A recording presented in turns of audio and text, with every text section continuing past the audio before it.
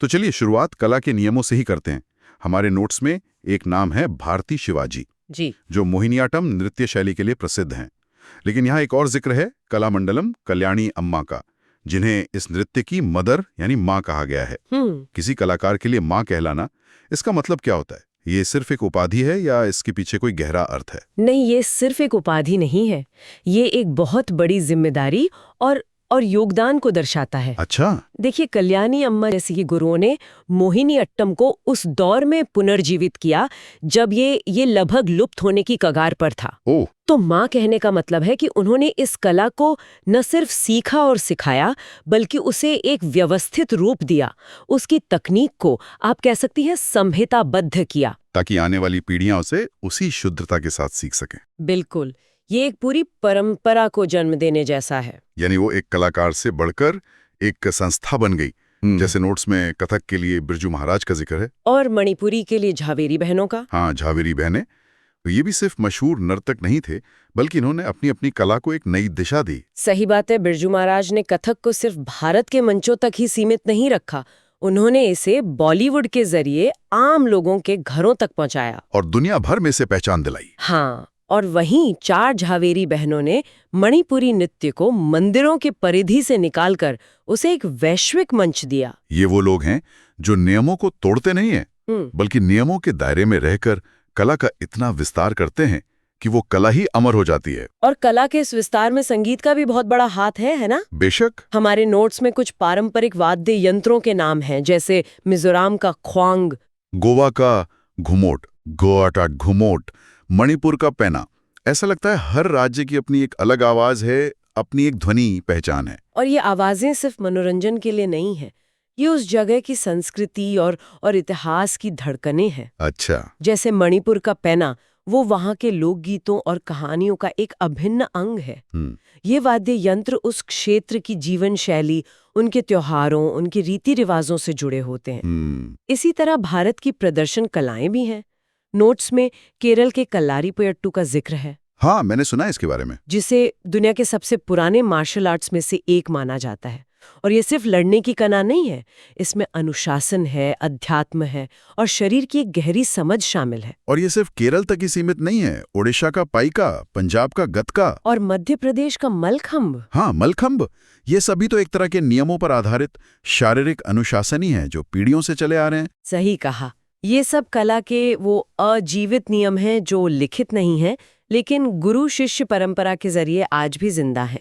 ये हमें दिखाते हैं कि कैसे एक समुदाय अपनी पहचान को कला और प्रदर्शन के जरिए सहेज कर रखता है। तो कला के इन अलिखित नियमों से अब हम खेल के मैदान के बिल्कुल लिखित और सख्त नियमों की ओर चलते हैं। चलिए। एक बड़ा दिलचस्प तथ्य है कि वॉलीबॉल के नियमों का पहला आधिकारिक संकलन अमेरिका में YMCA ने प्रकाशित किया था।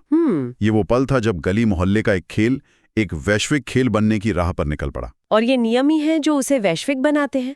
आप सोचिए, अगर मैदान का आकार, नेट की ऊंचाई और गेंद का वजन हर देश में अलग अलग हो तो अंतर्राष्ट्रीय मुकाबला कैसे होगा? हो ही नहीं सकता। इन नियमों में जो बारीकी है वो खेल को निष्पक्ष बनाती है। जैसे पुरुषों और महिलाओं के लिए नेट की ऊंचाई में लगभग 20 सेंटीमीटर का फर्क होता है। अच्छा। अब ये कोई भेदभाव नहीं है, बल्कि ये सुनिश्चित करने का एक तरीका है कि खेल दोनों के लिए शारीरिक रूप से बराबर चुनौतीपूर्ण रहे। मतलब ये नियम समानता लाने के लिए बनाए गए हैं। बिल्कुल। ये तो बहुत दिलचस्प नजरिया है। मेरे ध्यान में एक और खेल आया, बॉल बैडमिंटन। इसकी गेंद नींबू जैसे पीले रंग की होती है और ऊन से बनी होती है। ऊन से बनी गेंद, ये तो बड़ा अनोखा है ना? क्या इसका कोई खास कारण है? शायद खेल की गति को लेकर? बहुत अच्छा सवाल है। देखिए, ऊन से बनी गेंद शटलकॉक के मुकाबले थोड़ी भारी और धीमी होती है। अच्छा। इससे खेल की गति बदल जाती है। ये सिर्फ ताकत का खेल नहीं रह जाता, बल्कि इसमें रणनीति और सहन शक्ति का महत्व बढ़ जाता है। और वो नेट के ऊपर लाल, सफेद और नीले रंग की पट्टी का होना, वो भी शायद विजिबिलिटी को बेहतर बनाने के लिए एक छोटा लेकिन महत्वपूर्ण नियम है। ये छोटी छोटी बातें दिखाती हैं कि नियमों का हर हिस्सा किसी न किसी वजह से होता है। और यही सटीकता बास्केटबॉल में भी दिखती है। 5 खिलाड़ी और हर एक की एक तय position, point guard, shooting guard, centre. ये तो शतरंज की बिसात जैसा लगता है, जहां हर मोहरे की अपनी एक भूमिका है। बिल्कुल।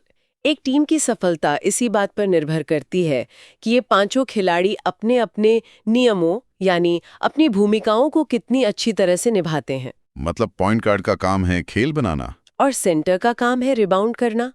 ये टीम वर्क का एक बेहतरीन उदाहरण है जो नियमों के एक सेट पर आधारित है। खिलाड़ियों की बात हो रही है तो उन्हें मिलने वाले सम्मान की भी बात होनी चाहिए। जरूर। हमारे नोट्स के मुताबिक मेजर ध्यानचंद खेल रत्न पुरस्कार पाने वाली पहली महिला हॉकी खिलाड़ी रानी रामपाल हैं। जी। लेकिन एक बात मुझे हैरान करती है, इस पुरस्कार के सबसे पहले विजेता विश्वनाथन आनंद थे, जो एक शतरंज खिलाड़ी हैं। हाँ। तो क्या ये दिखाता है कि इस पुरस्कार की सोच हमेशा से ही क्रिकेट और हॉकी जैसे लोकप्रिय खेलों से आगे दिखने की रही है? निश्चित रूप से, और ये इस पुरस्कार की सबसे बड़ी खूबसूरती है।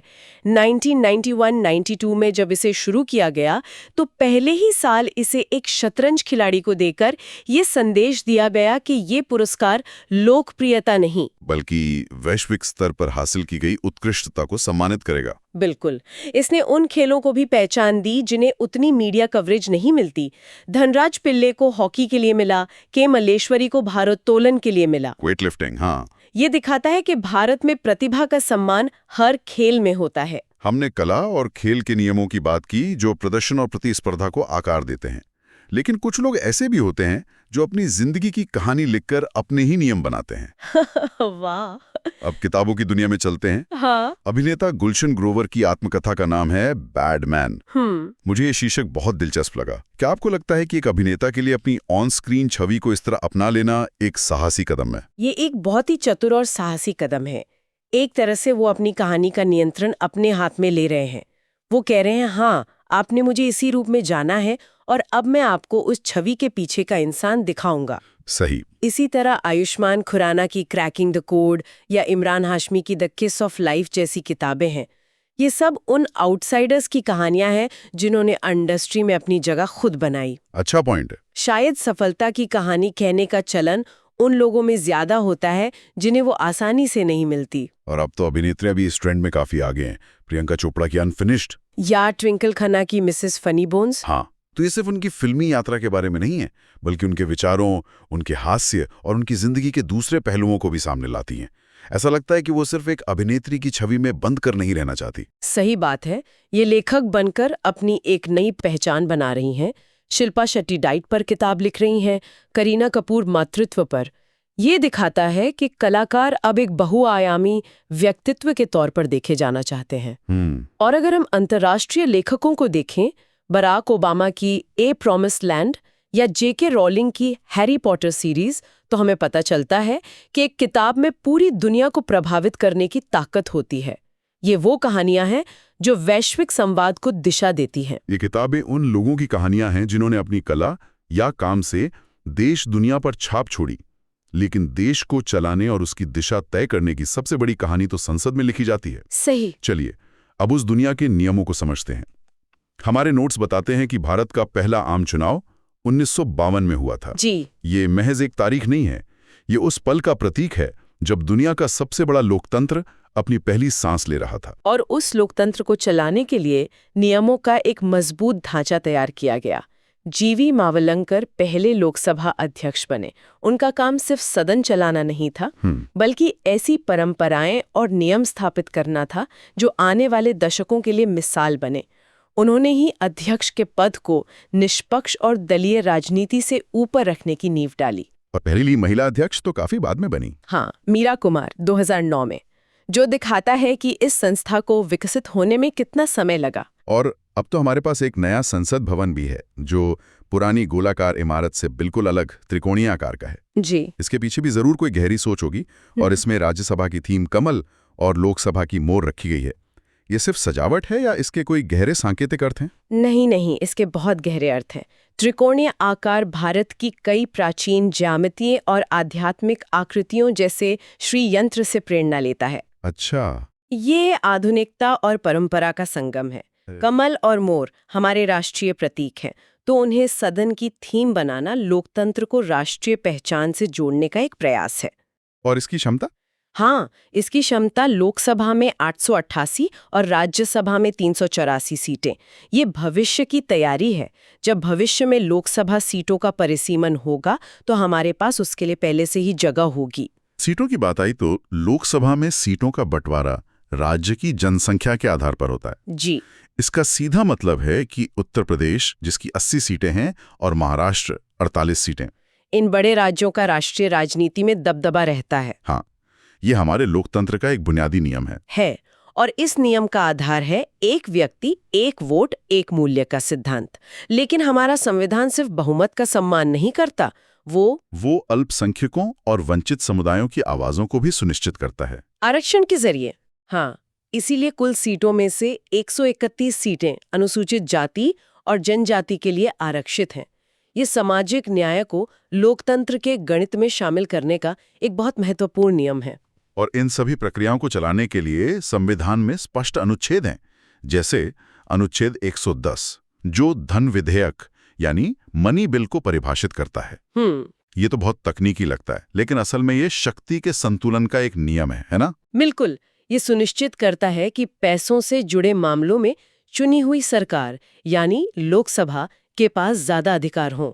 सही। इसी तरह राज्यसभा के सदस्यों का चुनाव एक बहुत ही खास तरीके से होता है। हाँ, उसका नाम है अनुपातिक प्रतिनिधित्व के अनुसार एकल संक्रमणीय मत पद्धति। रुकिए, ये सुनने में तो किसी रॉकेट साइंस के फॉर्मूले जैसा लग रहा है। क्या इसे आसान भाषा में समझा सकती हैं? हाँ। जरूर। इसे ऐसे समझिए कि ये लोकसभा चुनाव जैसा नहीं है, जहां जो जीता वही सिकंदर वाला सिस्टम चलता है। ठीक है। राज्यसभा के चुनाव में वोटों का बंटवारा होता है। मान लीजिए किसी राज्य विधानसभा में एक छोटी पार्टी के पास 10% विधायक हैं, तो इस सिस्टम की वजह से उसे राज्यसभा में भी एक सीट मिलने की संभावना बन जाती है। अच्छा। ये प्रणाली सुनिश्चित करती है कि राज्य की छोटी छोटी राजनीतिक आवाजें भी राष्ट्रीय स्तर पर सुनी जाएं। ये बहुलता का सम्मान करने वाला नियम है। और राज्यसभा में 12 सदस्य तो राष्ट्रपति द्वारा मनोनीत भी किए जाते हैं। जी, जो कला, साहित्य, विज्ञान या समाज सेवा में विशेषज्ञ होते हैं। मतलब सिर्फ राजनेता नहीं। हाँ, और ये हमारे संविधान निर्माताओं की दूरदर्शिता को दिखाता है। उनका मानना था कि देश को चलाने के लिए सिर्फ राजनेताओं की नहीं, बल्कि अपने अपने क्षेत्र के विशेषज्ञों के ज्ञान और अनुभव की भी जरूरत है। ये सदन में विशेषज्ञता लाने का एक नियम है। 12 अगस्त 1765। हाँ। इस दिन ईस्ट इंडिया कंपनी को दीवानी के अधिकार मिले थे। अब सुनने में ये एक मामूली सा प्रशासनिक बदलाव लगता है ना? हाँ, कि टैक्स वसूलने का अधिकार मिल गया। इसमें क्या बड़ी बात है? पर क्या ये वाकई इतना सीधा था? नहीं, ये भारतीय इतिहास का एक भूचाल था।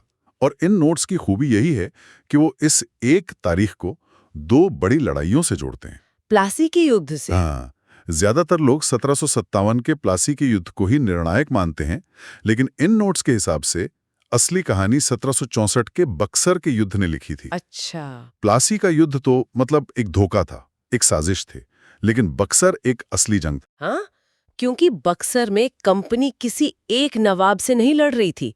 नोट्स में ये साफ साफ लिखा है, उनके सामने 3 बड़ी भारतीय शक्तियां एक साथ खड़ी थीं। कौन कौन? बंडाल के नवाब मीर कासिम, अवध के नवाब शुजाउद्दौला और सबसे बड़ी बात, खुद मुगल बादशाह शाह आलम द्वितीय। अरे वाह, ये तो एक तरह से भारत की संयुक्त सेना जैसी थी। बिल्कुल। और हेक्टर मुनरो की अगुवाई में कंपनी ने उन तीनों को एक साथ हरा दिया। और इस एक जीत ने ये साबित कर दिया कि अब भारत में असली शक्ति कौन है। मुगल बादशाह अब सिर्फ नाम के बादशाह रह गए थे। और इसी हार के बाद उन्हें इलाहाबाद की संधि करनी पड़ी। हाँ, और उसी संधि के तहत 12 अगस्त 1765 को कंपनी को बंगाल, बिहार और उड़ीसा से टैक्स वसूलने का कानूनी अधिकार मिल गया। मतलब एक व्यापारिक कंपनी अब शासक बन चुकी थी। मुगलों की बात चली रही है तो इन नोट्स में एक और दिलचस्प किस्सा है। एक और मुगल बादशाह अकबर द्वितीय। ये 19वीं सदी में थे। हाँ, और उनकी शक्ति तो लगभग खत्म हो चुकी थी, लेकिन उन्होंने एक बहुत पढ़े लिखे और मशहूर भारतीय को अपने दूत के तौर पर लंदन भेजा। ये बड़ा अजीब लगता है, एक कमजोर बादशाह ऐसा क्यों करेगा? ये उनकी हताशा और समझदारी दोनों को दिखाता है। वो शख्स थे राजा राम मोहन रॉय। अच्छा। अकबर द्वितीय ने उन्हें 1830 में लंदन अपनी पेंशन बढ़वाने की गुहार लगाने के लिए भेजा था। और इन हस्तलिखित नोट्स में एक छोटी सी पर बहुत कीमती जानकारी है। क्या? कि राम मोहन रॉय को राजा की उपाधि खुद अकबर द्वितीय ने ही दी थी, ताकि अंग्रेज उन्हें गंभीरता से लें। मतलब एक बादशाह जो खुद शक्तिहीन है, वो एक समाज सुधारक को राजा की उपाधि दे रहा है ताकि उसकी बात सुनी जाए। ये अपने आप में उस दौर की पूरी कहानी कह देता है। बिल्कुल। और नोट्स में राजा राम मोहन रॉय को भारतीय पुनर्जागरण का जनक कहा गया है। ये तो बहुत बड़ा सम्मान है। और इसकी वजहें भी दी गई हैं। देखिए, 1815 में आत्मीय सभा की स्थापना, फिर 1828 में ब्रह्म समाज, जो सिर्फ एक धार्मिक आंदोलन नहीं था। नहीं, बिल्कुल नहीं, वो सामाजिक सुधारों का एक बड़ा मंच बना। और उनका सबसे बड़ा काम था 1829 में सती प्रथा पर रोक लगवाने में मदद करना। वो तर्क और आधुनिक सोच के पैरोकार थे और उस दौर में ये एक क्रांतिकारी बात थी। तो एक तरफ राजा राममोहन रॉय जैसे लोग भारत को अंदर से बदलने की कोशिश कर रहे थे और दूसरी तरफ बाहरी शक्तियों का प्रभाव बढ़ता जा रहा था। नोट्स हमें थोड़ा और पीछे ले जाते हैं 1498 में, जब पुर्तगाली पहली बार भारत आए। हाँ, लेकिन यहाँ एक सवाल है, उनकी शक्ति का असली संस्थापक कौन था? ये एक बहुत अच्छा सवाल है, क्योंकि अक्सर पहले आने वाले और नींव रखने वाले में फर्क होता है, और ये नोट्स इस फर्क को बहुत अच्छे से समझाते हैं। कैसे? जो पहले गवर्नर थे, फ्रांसिस्को डी अल्मीडा, उनकी एक ब्लू वाटर पॉलिसी थी। उनका मानना था कि जमीन पर किले बनाने से बेहतर है समुंदर पर कब्जा करो। मतलब हिंद महासागर पर कंट्रोल। हाँ, कि हिंद महासागर में जिसका दबदबा होगा वही असली राजा होगा। ये उस जमाने के हिसाब से काफी दूर की सोच थी। लेकिन फिर भी असली संस्थापक उन्हें नहीं माना जाता। नहीं, क्योंकि दूसरे गवर्नर अल्बुकर्क ने इस सोच को बदला। उन्होंने कहा कि सिर्फ समंदर से काम नहीं चलेगा, हमें जमीन पर मजबूत अड्डे चाहिए। और उन्होंने 1510 में बीजापुर के सुल्तान से गोवा छीन लिया। बिल्कुल। और ये गोवा कोई छोटा मोटा अड्डा नहीं बना, बल्कि अगले 450 साल तक पुर्तगाली साम्राज्य का केंद्र बना रहा, 1961 में ऑपरेशन विजय तक। अच्छा। तो अल्बुकर्क की इसी जमीनी रणनीति की वजह से उन्हें असली संस्थापक माना जाता है। कमाल है। चलिए अब इस ऐतिहासिक खंड के आखिरी बिंदु पर आते हैं, अवध के नवाब। ज्यादातर लोग अवध की राजधानी लखनऊ ही समझते हैं, लेकिन इन नोट्स के हिसाब से ये सच नहीं है। हाँ, ये एक आम गलतफहमी है। अवध की पहली राजधानी फैजाबाद थी। इसके संस्थापक थे बुरहान उल मुल्क। और लखनऊ राजधानी को लाने का काम 1775 में नवाब आसफ उद दौला ने किया था। और नोट्स में अवध के दुखद अंत का भी जिक्र है। 1856 में लॉर्ड डलहौजी ने कुशासन का आरोप लगाकर अवध को ब्रिटिश भारत में मिला लिया। हाँ, और जिसका आधार आउट्रैम की रिपोर्ट थी। और यही विलय 1857 के विद्रोह की सबसे बड़ी वजहों में से एक बना। तो भारत में सत्ता बदली, शासक बदले, नियम बदले, ये तो हुई इंसानों की बनाई दुनिया की कहानी। पर हमारे इन नोट्स में कुछ ऐसे नियमों का भी जिक्र है जो इंसानों ने नहीं बनाए, जो पूरे ब्रह्मांड पर लागू होते हैं। तो चलिए अब जरा उस बड़े पैमाने पर नजर डालते हैं। शुरुआत एक बहुत ही अजीब से तथ्य से करते हैं। एक ऐसी गैस जिसकी खोज धरती पर बाद में हुई, पहले सूर्य पर हो गई थी। ये सुनने में ही कितना रोमांचक लगता है। वो गैस थी हीलियम। हीलियम। हाँ, 1868 में सूर्य ग्रहण के दौरान जब वैज्ञानिक सूर्य के वायुमंडल, जिसे क्रोमोस्फीयर कहते हैं, उसका अध्ययन कर रहे थे, तो उन्हें एक ऐसी रोशनी दिखी जिसे वो किसी ज्ञात तत्व से नहीं जोड़ पाए। तो उन्होंने अंदाजा लगाया कि ये कोई नया तत्व है। बिल्कुल। और क्योंकि ये सूर्य पर मिला, इसलिए इसका नाम ग्रीक शब्द हीलियोस यानी सूर्य के नाम पर हीलियम रख दिया गया। धरती पर तो ये सालों बाद मिली। ये तो ब्रह्मांड के पैमाने की बात हो गई। नोट्स में सूर्य के बारे में कुछ और भी आंकड़े हैं जो दिमाग घुमा देते हैं। जैसे सूर्य का व्यास पृथ्वी से 109 गुना ज्यादा है और उसका वजन 3,32,000 गुना ज्यादा। ये आंकड़े हमें हमारी जगह का एहसास कराते हैं। और एक और दिलचस्प तथ्य है, हमारे सौरमंडल के सबसे करीबी तारे का नाम प्रॉक्सिमा सेंटोरी। हाँ, जो हमसे करीब 4.2 प्रकाश वर्ष दूर है। मतलब अगर हम प्रकाश की गति से भी चलें तो वहां पहुंचने में 4.25 साल लगेंगे। इन हस्तलिखित नोट्स में तारों के बारे में और बड़ी खूबसूरत बात लिखी है कि तारों का रंग उनकी कहानी बताता है। बिल्कुल, ये एक तरह से तारों का बायोडेटा है। जो तारे नीले या सफेद दिखते हैं वे युवा हैं, बहुत गर्म हैं और उनमें बहुत ऊर्जा है। सही। और जो तारे हमें नारंगी या लाल दिखते हैं, जैसे कि बीटल जूस, वे बूढ़े हो चुके तारे हैं। उनकी सतह ठंडी हो गई है और वे अपनी जिंदगी के आखिरी पड़ाव पर हैं। तो अगली बार जब रात में आसमान देखें तो सिर्फ टिमटिमाहट नहीं, उनके रंग पर भी गौर करना चाहिए। जरूर। और तारों की जिंदगी के आखिरी पड़ाव से ही जुड़ा है ब्रह्मांड का सबसे बड़ा रहस्य, ब्लैक होल। नोट्स इसका श्रेय भारतीय अमेरिकी खगोल भौतिकविद एस चंद्रशेखर को देते हैं। हाँ, चंद्रशेखर लिमिट की खोज। ये क्या है? ये खगोल भौतिकी की सबसे बड़ी खोजों में से एक है। चंद्रशेखर ने गणितीय रूप से यह साबित किया कि हर तारे का भविष्य उसके द्रव्यमान यानी उसके वजन पर निर्भर करता है। उन्होंने एक सीमा तय की जो सूर्य के द्रव्यमान का लगभग 1.44 गुना है। अगर किसी बूढ़ा तारे का बचा हुआ कोर इस सीमा से कम है तो वो सिकुड़कर एक छोटा घना व्हाइट ड्वार्फ बन जाएगा। और अगर उसका द्रव्यमान इस सीमा से ज्यादा हुआ तो फिर उसका गुरुत्वाकर्षण इतना ज्यादा हो जाएगा कि उसे कोई चीज नहीं रोक पाएगी। वो अपने आप में ही ढहता चला जाएगा, सिकुड़ता चला जाएगा और अंत में एक ब्लैक होल बन जाएगा। एक ऐसी जगह जहां से रोशनी भी बाहर नहीं आ सकती। हाँ, तो चंद्रशेखर ने हमें तारों की मौत की भविष्यवाणी करने का एक तरीका दे दिया। अब वापस अपने सौर मंडल में आते हैं। नोट्स में एक सवाल है कि ग्रहों में अपना 1 साल पूरा करने में, मतलब सूर्य का एक चक्कर लगाने में सबसे ज्यादा और सबसे कम समय किसे लगता है? ये थोड़ा स्कूल के दिनों की याद दिलाता है। हाँ, और इसका जवाब सीधा सा है। जो ग्रह सूर्य के सबसे करीब है यानी बुध, वो सबसे तेज घूमता है। सिर्फ 88 दिनों में? हाँ, उसका 1 साल सिर्फ 88 दिनों का होता है। और जो सबसे दूर है नेपच्यून, वो सबसे धीरे धीरे अपना चक्कर पूरा करता है। उसका 1 साल पृथ्वी के 165 सालों के बराबर होता है। 165 साल? जरा सोचिए, अगर कोई वहां पैदा हो तो शायद अपनी पहली सालगिरह भी ना मना पाए। सही बात है। पृथ्वी से जुड़ा भी एक दिलचस्प तथ्य है जिस पर अक्सर लोग गलती करते हैं। कौन सा? जब हमारी पृथ्वी चक्कर काटते हुए सूर्य से सबसे दूर होती है तो उसकी रफ्तार धीमी होती है या तेज? आम समझ तो ये कहती है कि दूर है तो खींचने के लिए तेज चलना पड़ेगा। लेकिन होता इसका ठीक उल्टा है, और ये केपलर के नियमों के कारण होता है। अच्छा। जब पृथ्वी सूर्य से सबसे दूर होती है, जिसे अपसौर या एफिलियन कहते हैं, और ये 4 जुलाई के आसपास होता है, तो उसकी घूमने की गति सबसे धीमी होती है। और जब वो सूर्य के सबसे करीब होती है 3 जनवरी के आसपास, जिसे उपसौर या पेरिहीलियन कहते हैं, तो उसकी गति सबसे तेज होती है। वो एक गुलेल की तरह सूर्य के पास से तेजी से निकल जाती है। तो अब तक हमने सत्ता के नियमों और ब्रह्मांड के नियमों को देखा। चलिए अब वापस धरती पर आते हैं और उन नियमों की बात करते हैं जो हमारे बाजार और रोजमर्रा की जिंदगी को चलाते हैं। हमारे नोट्स में सबसे पहले एक शब्द है जो हम हर दिन देखते हैं, MRP, मैक्सिमम रिटेल प्राइस, यानी अधिकतम खुदरा मूल्य। ये एक सीधा साधा नियम है जो ग्राहक को बचाता है कि कोई भी दुकानदार उस पैकेट पर लिखी कीमत से ज्यादा नहीं वसूल सकता। बिल्कुल। इसी के साथ एक और शब्द है WPI, यानी होलसेल प्राइस इंडेक्स। और यहाँ एक ध्यान देने वाली बात है कि भारत में महंगाई की जो हेडलाइन दर बताई जाती है वो इसी WPI पर आधारित होती है। इसके बाद नोट्स में GST पर काफी गहराई से जानकारी दी गई है।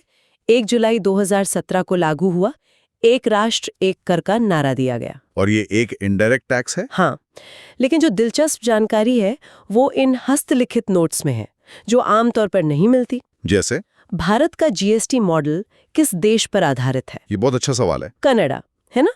पर कनाडा ही क्यों? हाँ, भारत का GST मॉडल कनाडा पर आधारित है और इसकी वजह है भारत की संघीय व्यवस्था, हमारा फेडरल स्ट्रक्चर।